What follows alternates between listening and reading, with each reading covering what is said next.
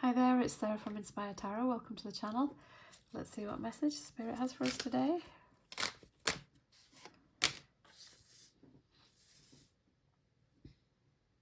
Four of Pentacles.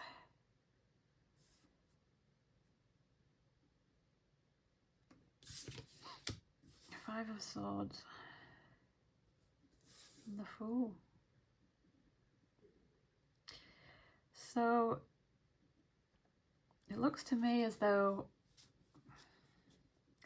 we're going through heaviness and need to trust, need to have more of that Fool mentality within us, where we feel carefree and we trust, that we remember that we are a child of God and that God wants us to be happy. He doesn't want us to struggle. You know, we were given, it says in the Course that our job is to accept the atonement for ourselves, and to accept the atonement is to accept our innocence. So really we could just, in theory, we could just give up all struggle, all guilt, all fear, all shame, all anger. We could just give it all up. That option has been given to us. But we have so much, what often happens is that we have so much guilt and fear that we separated from our source, and we just can't wrap our head around the fact that it could be that easy.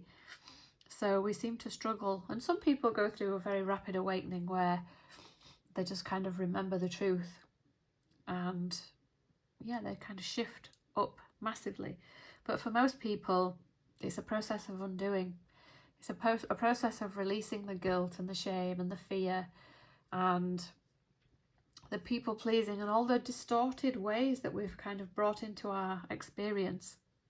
It's almost like they're so woven into us that they are us, we think they are us, and to just completely shift back to a loving state of being is so alien to us. That aspect of ourselves feels so deeply buried, and with the unworthiness, we don't feel worthy of being unconditionally loving or being unconditionally loved. So it can feel challenging. But with the Four of Pentacles, the Four of Pentacles card is about the scarcity mindset. This mindset is probably as far away from our divine nature as we can be when the Four of Pentacles comes out. It's very much, it's as if we've forgotten our divine nature, and we've become too attached to the form. We really have fallen back into the trap of believing that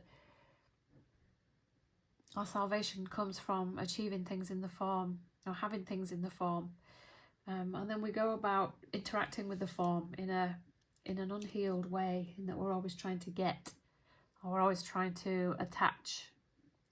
We don't trust, and we struggle to surrender when we're in this state. The Five of Swords is a card of conflict. And I think this really just shows about the conflict that we have in the mind between the spirit and the ego. And we know that the ego battles with the spirit, but the spirit doesn't battle with the ego, because the spirit knows the ego doesn't exist, and that any kind of darkness or any form of darkness would not exist in truth. So any battles that we have in the mind they're just ego based. And it does say in A Course in Miracles that illusions battle only with themselves. And this is true, and I think we need to catch ourselves when we're doing this, because it doesn't feel good, and we can get embroiled in some very complex and difficult situations where we just kind of the ego adds in layers and layers and layers of complexity and things that we have to work through. And in our guilty and fearful state, we believe this stuff until we come back to the knowing that it's not true, you know, that we can be like the Fool, we can be carefree, and we can relax, and we can really anchor into that knowing that all of the problems that we seem to be encountering are all in the mind. Everything is taken care of. If we could just let go of the dark and difficult stories, then we're free, because salvation is the release from concepts. And the Spirit really wants us to be like the Fool, to trust that we're taken care of. And how many instances do we have of feeling like things are, you know, that we've hit rock bottom, or that something difficult has happened in life, and then we're still here, and things turn round.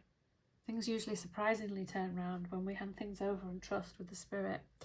Yeah, this is our job. This is what we're doing. We're remembering over and over again, and it does take many miracles to trust in the divine, to trust that we are held, because we get so lost in our head sometimes that we don't realize. And the devil talks about the ego. The devil is essentially the ego, or Satan. And we know that there isn't really anything that opposes God. What seems to oppose God is an illusion. It's completely made up. There's nothing that can oppose God. But because we have a powerful mind, we can turn ourselves against ourselves. We can turn other people against ourselves, or situations against ourselves. We have the power to turn the whole world against ourselves if we want to. Obviously that doesn't feel good, and we don't want to be doing that, but I think many of us have tried. So yeah, the Spirit really wants us to look at the darkness and just see it as nonsense.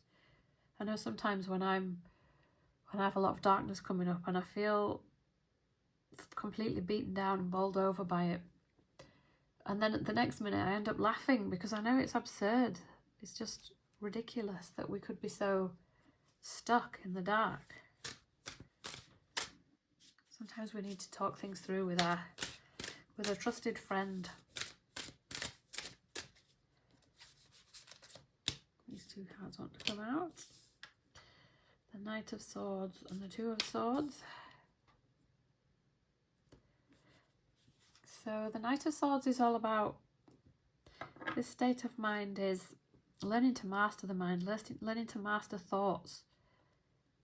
So we know the King of Swords has mastery over the mind, understands the machinations of the mind, that our thoughts create our emotions. And if we don't want to feel rubbish, then we've really got to watch our thoughts carefully. But the Knight of Swords is still learning that, still gets drawn into ego thinking, and wanting to be right over being happy, and creating issues and arguments with other people, not necessarily on purpose but unconsciously, by having attack thoughts and grievances in the mind.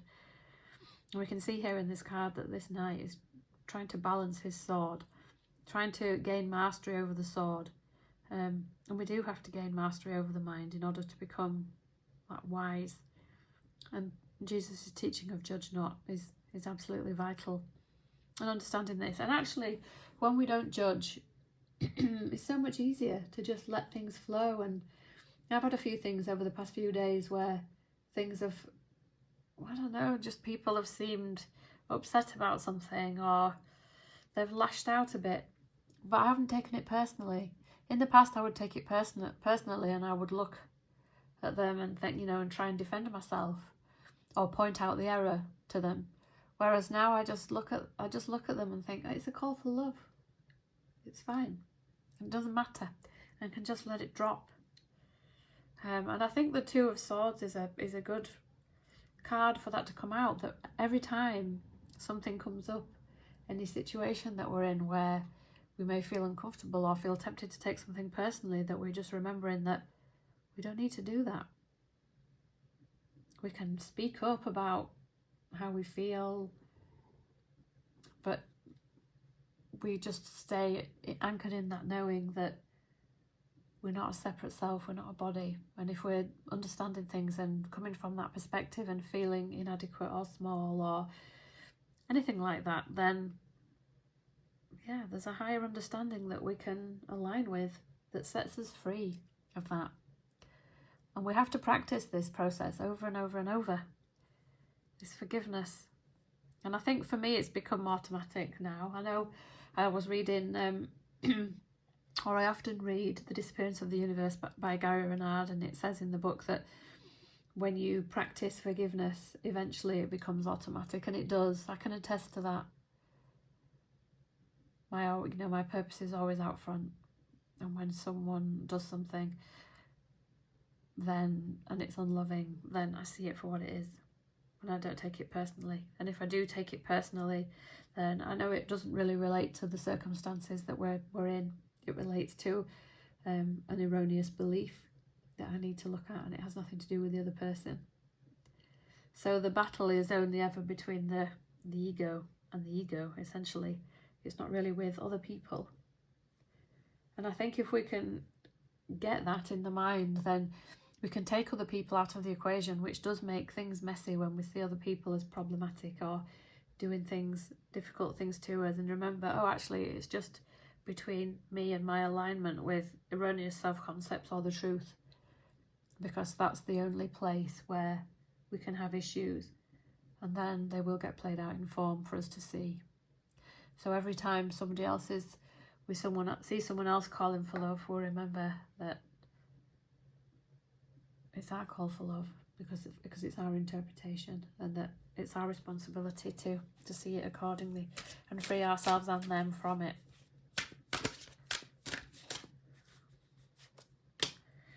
Two coming out, 6 of Wands and the Ace of Cups. So the 6 is a very happy card of victory. And essentially this is how we feel every time we triumph over the ego, every time we choose love over fear, we do have this victory and triumph, because it's a miracle. We've turned the mind right side up. We've chosen love over fear. And that feels good every time, because it's aligned with God and it's aligned with the truth. We know that all real happiness comes from doing God's will. God's will is to be perfectly happy and to see everything through the eyes of unconditional love with Christ's vision. So we are going to have that little victory every time. And then whenever we have that victory and we stay in gratitude for it and share the miracle with other people, then it feels good. It feels good. And every time we share it, we're in this kind of Ace of Cups place where this is a new opportunity in love. We have opportunities to love ourselves and other people all the time, with absolutely everyone and everything. Everything is an opportunity to bring love to the equation. Even things where we don't necessarily think it is, you know, when we're cleaning our house or doing the gardening or going to the shops. We can think loving things. We can have loving interactions with other people. Whatever it is that we're doing, we can bring love to it. And whenever we do that, it feels good, because we know that all real happiness comes from doing God's will. So these little Ace of Cups opportunities are essentially all the time.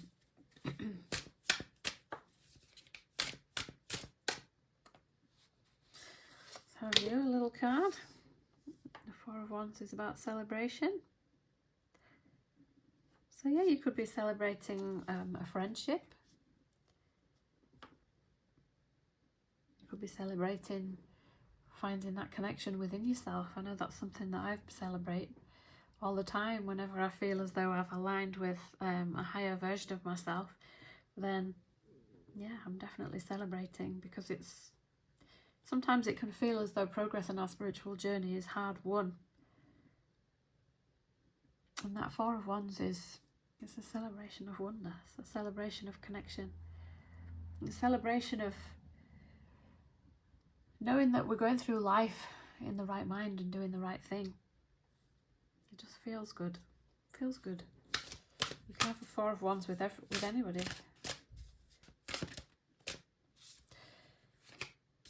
The Magician, Queen of Cups. Pull one more out.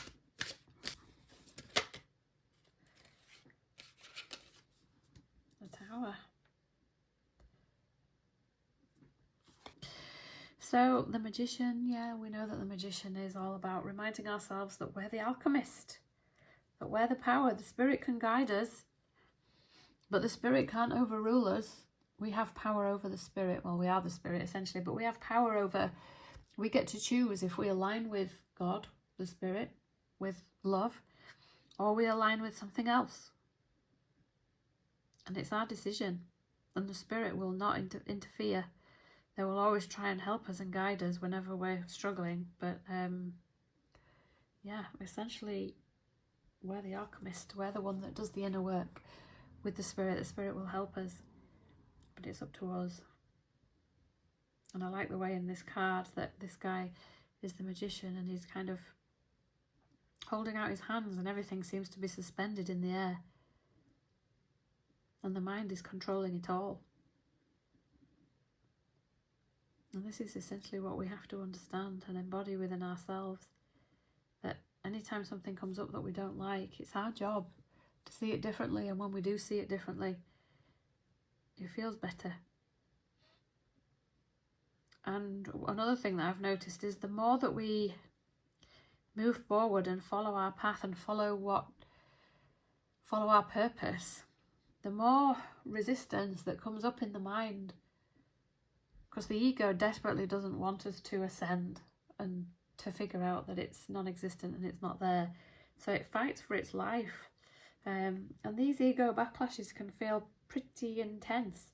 And I think that's why with the Queen of Cups, we need this emotional maturity to understand that we are love.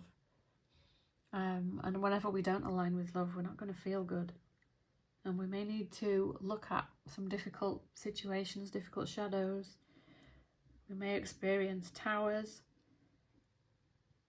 In fact, the more often we experience towers, the more it shows that we're probably on our spiritual path and we're probably doing well.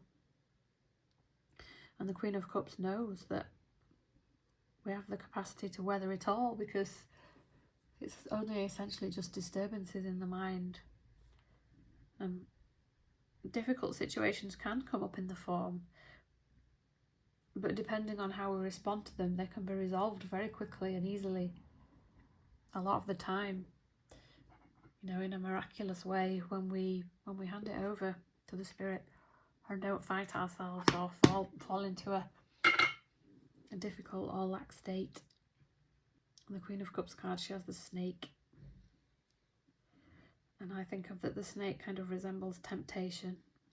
It also resembles when snakes shed their skin, and that we go through this growth over and over, that we're always outgrowing ourselves. And the Queen of Cups knows this. You know, the Queen of Cups energy is very much a mature energy where we're very empathic and awakened, and we can handle things with grace. It doesn't mean that we won't wobble and get upset and fall apart, but we just rebuild ourselves back together a little bit stronger. We can handle the tower because we know that the towers come in for our good all the time. From the ego's perspective, the tower feels like everything's going wrong. But we have to remember that what the ego wants, or what the little self wants, is the wrong direction all the time. And the towers come in to remind us when we're going in the wrong direction and redirect us, recorrect our path. Sometimes we don't feel as if we have the capacity to walk away from things or change things that we want to change. So the universe or the spirit will bring in a tower moment to help us make that shift. Pull the rug out from underneath us. But it's always a good thing, because the spirit has got us and loves us. And we need to be grateful for this and surrender to the journey, because yeah, it's just a massive relief. Keep going. Have a wobble, get up again, keep going. Have a wobble, get up again, keep going. And we know that we're making progress. We are making progress. Sometimes I look back, I don't really write journals much, but I have in the past, and I look back at them sometimes. I have one on my phone. And I realise we often don't notice our own progress that much. But I look back at things and think, oh God, I remember when, you know, I'm now doing things that I thought I would never do. I would never break through with. And we do. So sometimes I think it is good to look back and see that we've shifted. Look back at ourselves in a positive way and have gratitude for the growth and all the ways that we grow in trust. Anyway, we're all doing well, and I love you all. I'll see you again. Bye.